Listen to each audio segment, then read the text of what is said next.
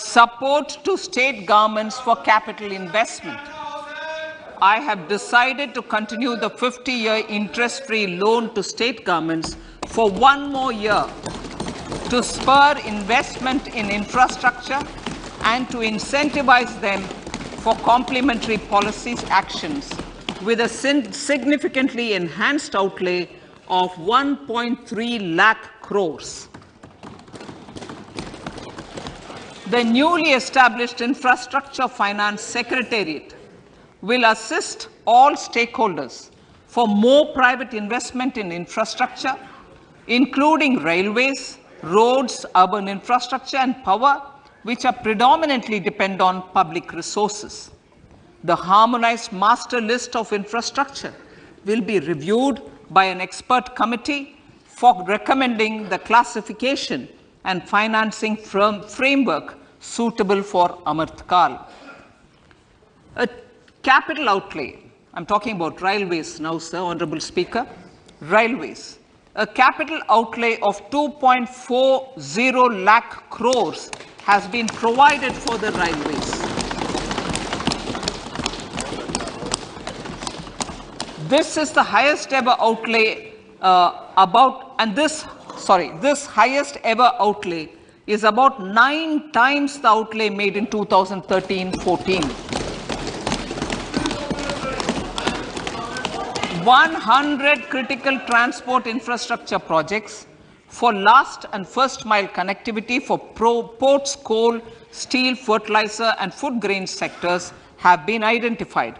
They will be taken up on priority with investment of 75,000 crores, including 15,000 crore from private sources.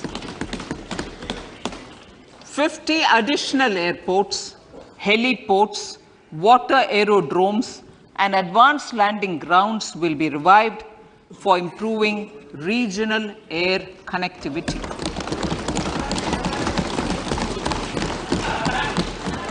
Sustainable cities for tomorrow.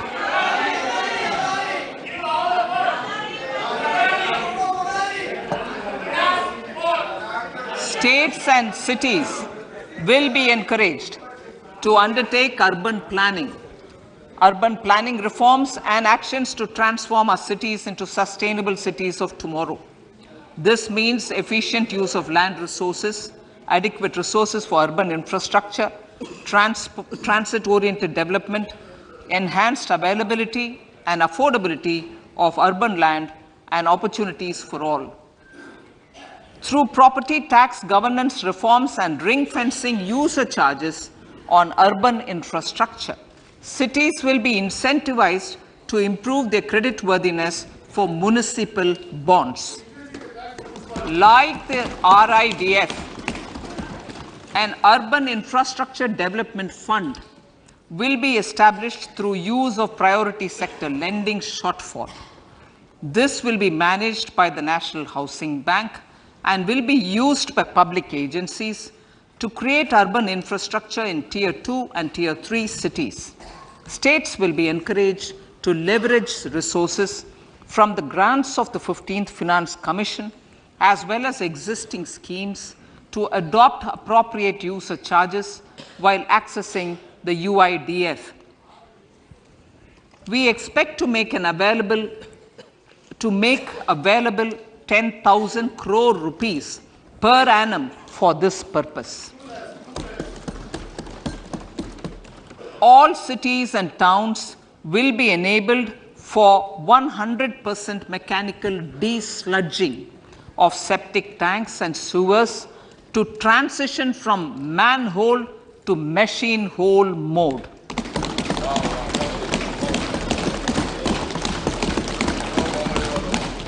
Enhanced focus will be provided for scientific management of dry and wet waste.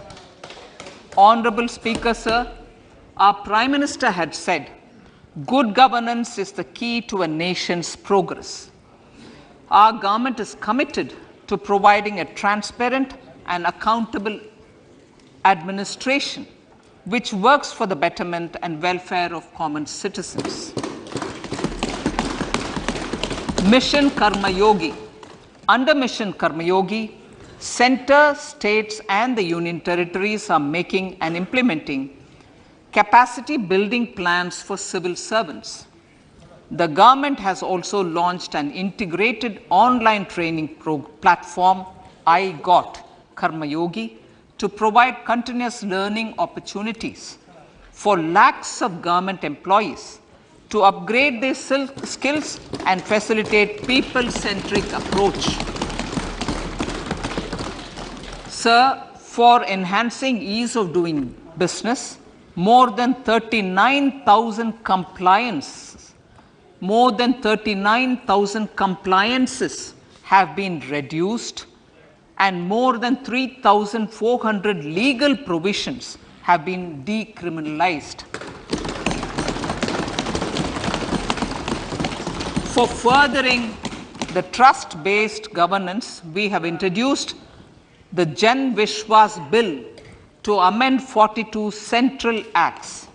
This budget proposes a series of measures to unleash the potential of our economy. Centers of Excellence for Artificial Intelligence. For realizing the vision of Make AI in India and Make AI Work for India, 3 centers of excellence for artificial intelligence will be set up in top educational institutions. Leading industry players will partner in conducting interdisciplinary research, develop cutting-edge applications, and scalable problem solutions in the areas of agriculture, health, and sustainable cities. This will galvanize an effective AI ecosystem and nurture quality human resources in the field. National Data Governance Policy.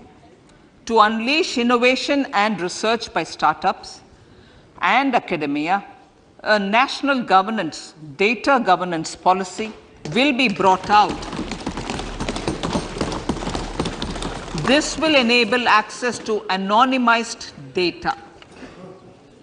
The KYC process will be simplified, adopting a risk-based instead of one-size-fits-all approach. The financial sector regulators will also be encouraged to have a KYC system fully amenable to meet the needs of digital India. One-stop solution for identity and address updating. A one-stop solution for reconciliation and updating of identity and address of individuals maintained by various government agencies, regulators, and regulated entities will be established using DigiLocker service and Aadhaar as foundational identity. Speaker, sir, common business identifier.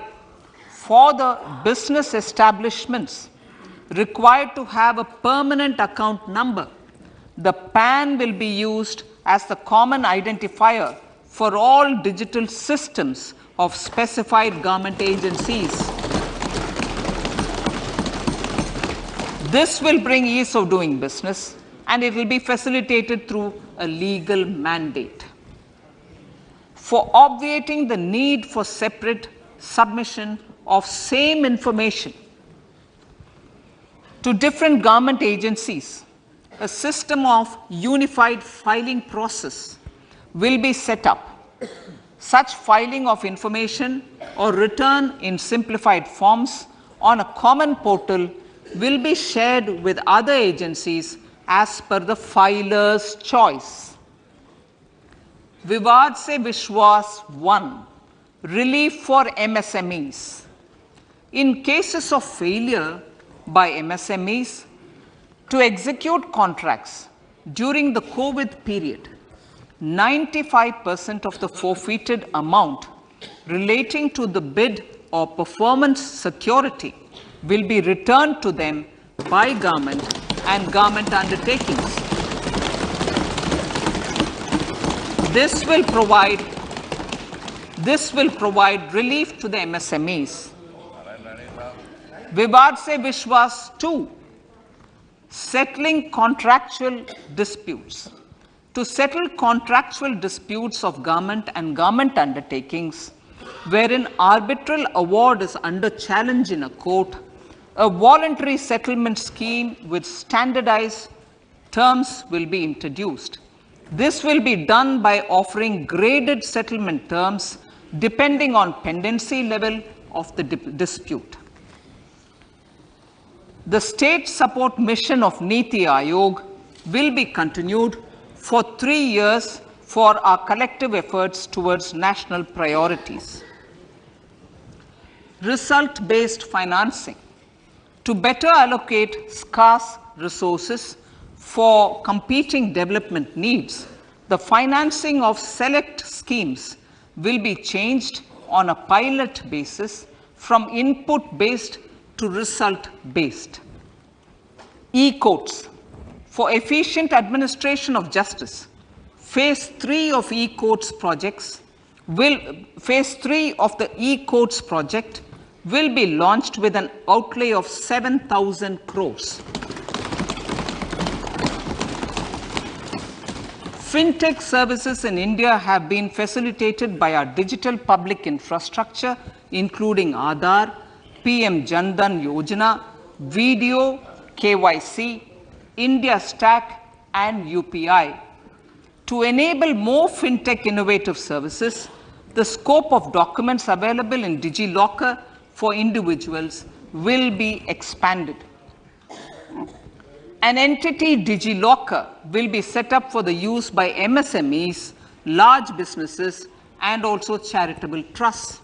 This will be towards storing and sharing documents online securely whenever needed with various authorities, regulators, banks, and other business entities.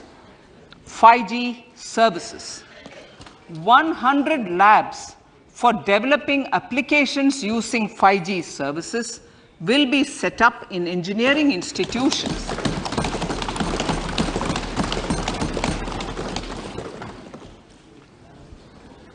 To realize a new range of opportunities, business models, and employment potential, the labs will cover, among others, applications such as smart classrooms, precision farming, intelligent transport systems, and healthcare applications.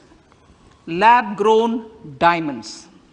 Lab-grown diamonds is a technology and innovation-driven emerging sector with high employment potential. These environment-friendly diamonds, which have optically and chemically the same properties as natural diamonds. To encourage indigenous production of LGD, lab-grown diamond seeds and machines, and to reduce import dependency, a research and development grant will be provided to one of the IITs for 5 years. To reduce the cost of production, a proposal to review the custom duty on LGD seeds will be indicated in Part B of the speech.